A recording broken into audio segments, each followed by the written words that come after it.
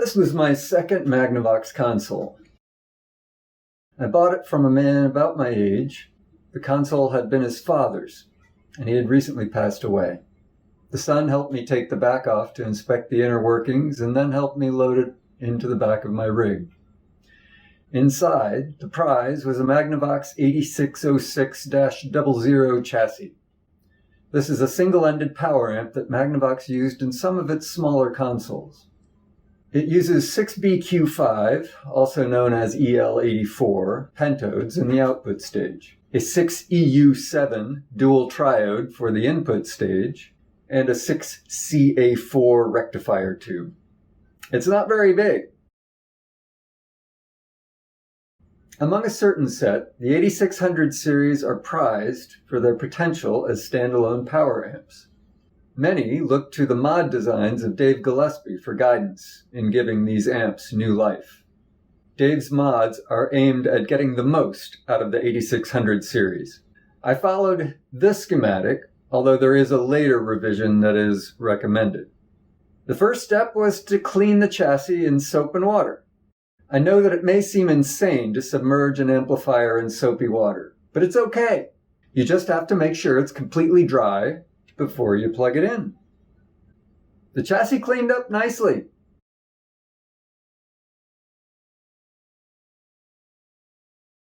Inside, the chassis also appeared to be in good shape. There are varying opinions on whether all old components should be replaced. I opted to go with almost all new components. The next step then was to disconnect and remove the power and output transformers. I would reuse the power transformer and replace the output transformers. With everything removed, I buffed the chassis and sprayed it with clear coat. I ordered new output transformers and a new power supply choke coil from Antique Electronics Supply. The P-T31 output transformers were about $15 each, and I believe the 156 ohm choke had a similar price. I touched up the numbers printed on the chassis with a Sharpie. Unfortunately, the ink ran a bit when I sprayed on the clear coat. Still, I liked the look. I painted the transformers and choke with black gloss paint to complete the look of the chassis. I was able to reuse the original mounting holes for the new output transformers and repurpose original holes for the new choke. My choice of output transformers is worth explaining. Some prefer using much bigger iron, such as transformers rated at 30 watts, even for an amp capable of producing only 3 watts per channel in pentode mode and less than 1 watt in triode mode. Big iron solves the so-called bass problem, which I've explored in a previous video, but it can actually cause problems in circuits employing negative feedback. In case you don't know anything about amp circuits and feedback, I'll provide a brief explanation. We generally want our audio amplifiers to amplify the input with a minimum of distortion. Many amplifier components, that is, tubes and transistors, introduce significant distortion. Most amps, including every modern solid-state amp, use negative feedback to help minimize distortion. The idea is to divert a portion of the output back to the input stage in a way that suppresses exaggerations and boosts suppressed parts of the signal. As long as the output is perfectly in phase with the input, negative feedback can only improve the amp's fidelity. Unfortunately, some amplifier components change the phase, especially at the low and high extremes of the audible frequency range. Some output transformers change the phase of the low frequencies enough to transform negative feedback into positive feedback, which is bad. Think high-pitched squeals and low hums that become roars. As long as I stayed with the transformers used by Dave Gillespie in his design, I didn't risk problems with the negative feedback. Those transformers were also cheap, and I wanted to keep the costs low. I'll leave it at that. I opted to use the original input jacks And I made custom patch cables to go from modern preamp outputs to the vintage power amp inputs, because the old jacks used longer center posts. The new components went in without much trouble, although my wiring and component arrangement could use some work. Room for improvement. Note the first iteration of the amp used the original multicap, that is, the multiple capacitors in the big silver can. Before long, it failed. Before the first sound test, I did bench testing with a signal generator, dummy load, and oscilloscope. Here you can see that I got a little over 2 watts at 1 kilohertz. As I've discussed in a previous video, we should expect less usable power at low frequencies. I did the first sound testing in my test rig with the preamp section of the Nico TRM-750 and my phone as the source. It is only love I feel that will give us peace of heart.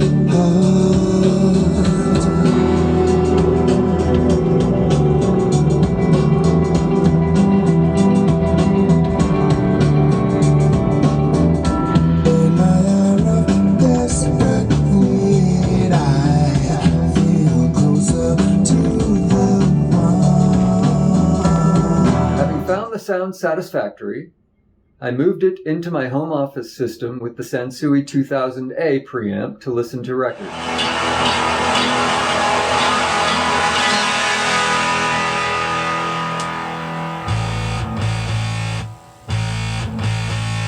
Frozen into the cars, white girls of the north. You might be able to see that it's sitting on a paper towel. That needed to change. Before I get to that, though, notice the 2 switches on the front of the chassis. I put these in so that I could switch from pentode to triode mode on the output stage and turn off negative feedback when in triode mode. I found that these switches do change the sound. Pentode mode really needs the negative feedback to sound good, and triode mode really needs no negative feedback to have sufficient power for robust volume. Back to the paper towel. I first thought I might use some of my kids' old blocks, as I'd done with my first tube amp. I later opted for hand-carved cherry wood for the ornamental pieces,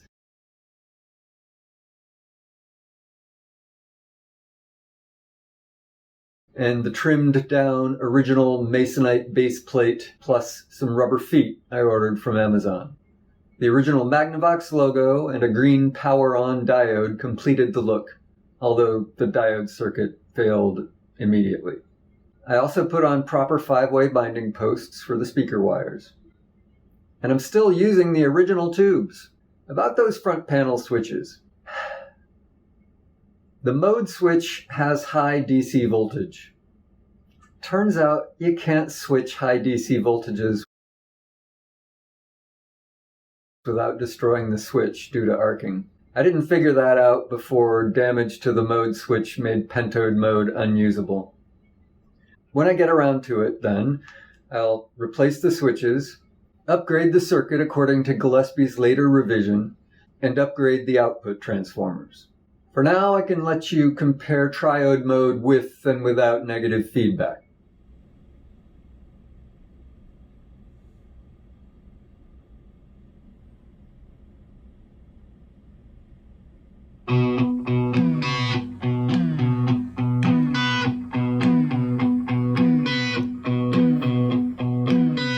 Let the good times roll.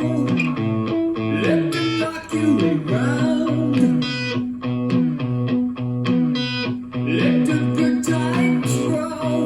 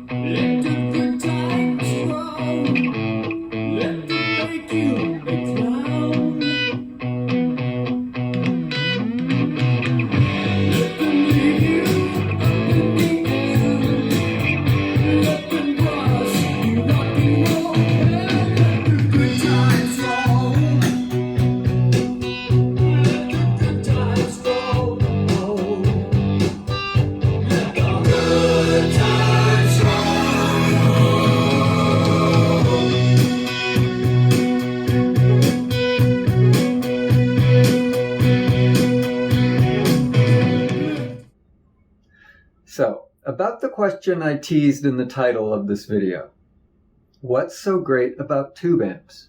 Clearly, there are pitfalls that severely limit the amount of usable power unless you spend a fortune on high-powered, low-distortion tubes and big iron. Yet this amp, on which I've spent less than $200, is my favorite amp. Regarding power, most people rarely use more than, or even as much as, 1 watt per channel for normal listening.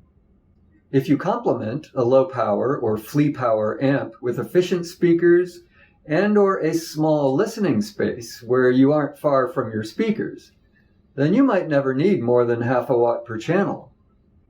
I use this amp in my office, where I sit about 1 meter from each speaker. This amp, in a desktop system, has plenty of power, and the sound is wonderful. Perhaps it's my imagination, but the clarity and presence produced by this amp with these speakers is moving. By which I mean that I tend to get a little choked up when listening to some of my favorite songs. And they don't need to be sad songs. The sound is just that good. Again, though, that sound quality is subjective. I don't have any objective test results to support my opinion. Your mileage may vary. Finally, single-ended tube amps are pure Class A, which means the power they dissipate as heat does not vary with volume level. This amp can't heat a room, but it can warm my hands. Let the stories be told. Let them say what they want. Let the photos be old. Let them show what they want. Let them leave you up in the air. Let them brush and rock and roll. Let the good times roll. Let the good times roll. Won't you let the good times